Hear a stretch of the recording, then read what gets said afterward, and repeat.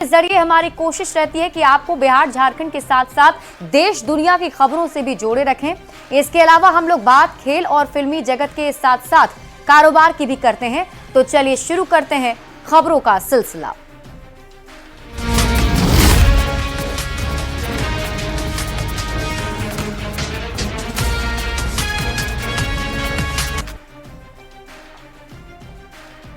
और सबसे पहले बात करेंगे वन नेशन वन इलेक्शन की। लोकसभा में one nation one election bill पेश कर दिया गया। केंद्रीय कानून मंत्री अर्जुन राम मेघवाल ने बिल को पेश किया। बिल का कांग्रेस, टीएमसी, समाजवादी पार्टी ने विरोध किया है। विपक्ष की आपत्ति के बाद कानून मंत्री ने बिल को जेपीसी यानी संयुक्त संसदीय कमेटी में भेजने का प्रस्ताव रखा है। इस प्रस्ताव के बाद one nation one election bill को जेपीसी में भेजा गया है। इसके बाद लोकसभा में बिल को स्वीकार करने के लिए 2 बार वोटिंग हुई।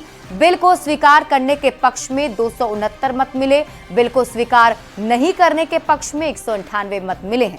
यानी लोकसभा में बिल को स्वीकार कर लिया गया है और इसके बाद लोकसभा की कार्यवाही स्थगित कर दी गई।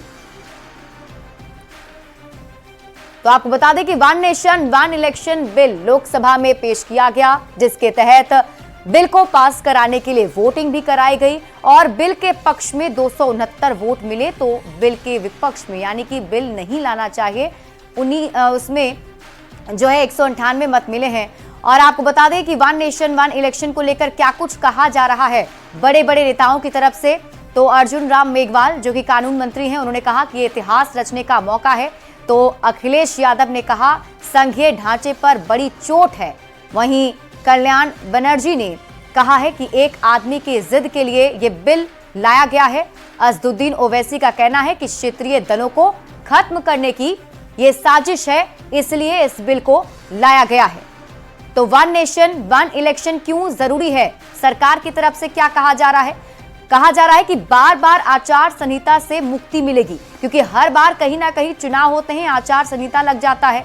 चुनाव के खर्च में कटौती होगी, क्योंकि चुनाव कराने में काफी खर्च आता है, उसमें कटौती होगी तो उसका इस्तेमाल विकास के काम में किया जा सकता है।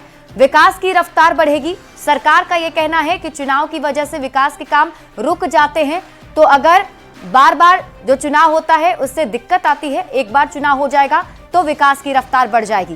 प्रशासनिक क्षमता भी बढ़ेगी, क्योंकि कहीं ना कहीं देश में चुनाव होते रहते हैं तो प्रशासन की भी उस पर नजर होती है।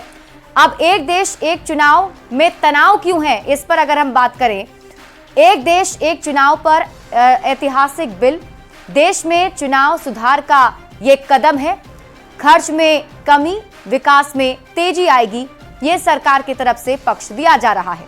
हालांकि विपक्ष इसे मानने को तैयार नहीं है। अलग अलग बयान भी सामने आ रहे हैं। असदुद्दीन ओवैसी की तरफ से कहा गया कि क्षेत्रीय पार्टियों को खत्म करने के लिए इस बिल को लाया गया है और संघीय ढांचे पर चोट है, अखिलेश यादव ने इस बिल को लेकर कहा है। देखिए, वन नेशन वन इलेक्शन का जेडीयू सांसद और पार्टी के राष्ट्रीय कार्यकारी अध्यक्ष संजय झा ने समर्थन किया है और संजय झा ने कहा है कि जेडीयू और नीतीश कुमार शुरू से ही इसके पक्षधर रहे हैं। जेडीयू का मानना है कि लोकसभा और विधानसभा के चुनाव एक साथ ही हों। Constitution 129th amendment bill. देखिए, हम लोग जा करके मिल के आए थे रामनाथ कोविंद जी के कमेटी जो है, मैं भी गया था उसमें, और हम लोगों ने कहा कि हम लोग पूरी तरह समर्थन करते हैं लोकसभा और विधानसभा का चुनाव एक साथ हो। जो पंचायत का चुनाव है वो अलग होना चाहिए। और हम लोगों ने ये भी कहा कि भाई 5 साल सरकार चले चुनने के बाद हमेशा इलेक्शन मोड में देश रहता है। एक सेकंड पहले भी तो वन नेशन वन इलेक्शन था। जब चुनाव शुरू हुआ 52 में इस देश में एक ही साथ चुनाव होता था। ये तो गड़बड़ तब हुआ जब कांग्रेस ने राष्ट्रपति शासन लगाना शुरू किया स्टेट में। तो one nation one election bill के बहाने नेता प्रतिपक्ष तेजस्वी यादव ने केंद्र सरकार पर हमला बोला है। तेजस्वी यादव ने कहा कि ये लोग संविधान विरोधी हैं और इनका मकसद आरएसएस के एजेंडा को लागू करना है। बीजेपी के लोग वास्तविक मुद्दा पर बात नहीं करते हैं।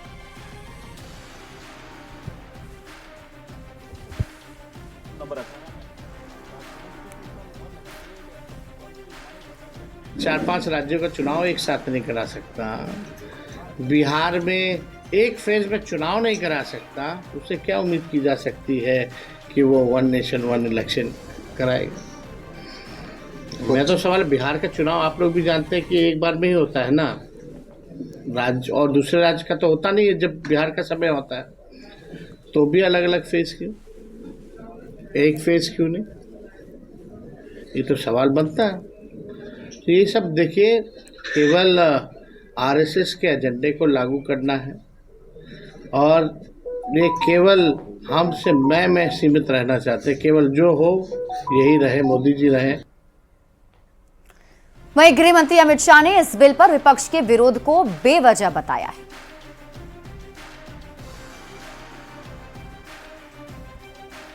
आपको बता दें कि गृह मंत्री अमित शाह की तरफ से भी बयान सामने आया और उन्होंने विपक्ष के विरोध को बेवजह बताया। दरअसल वन नेशन वन इलेक्शन को लेकर विपक्षी पार्टियां राजी नहीं है। विपक्ष की तरफ से कई सारे आरोप सरकार पर लगाए जा रहे हैं। अभी आपने नेता प्रतिपक्ष तेजस्वी यादव के बयान को भी सुना। उन्होंने भी कहा कि जब एक फेज में बिहार में चुनाव नहीं करा सकते हैं तो पूरे देश में चुनाव कैसे कराएंगे।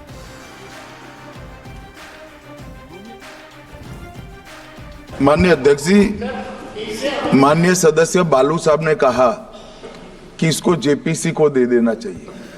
जब ये संविधान सुधार का विधेयक, संवैधानिक संशोधन जब कैबिनेट में चर्चा में आया, तब प्रधानमंत्री जी ने स्वयं मंशा व्यक्त करी थी कि इसको जेपीसी को देना चाहिए।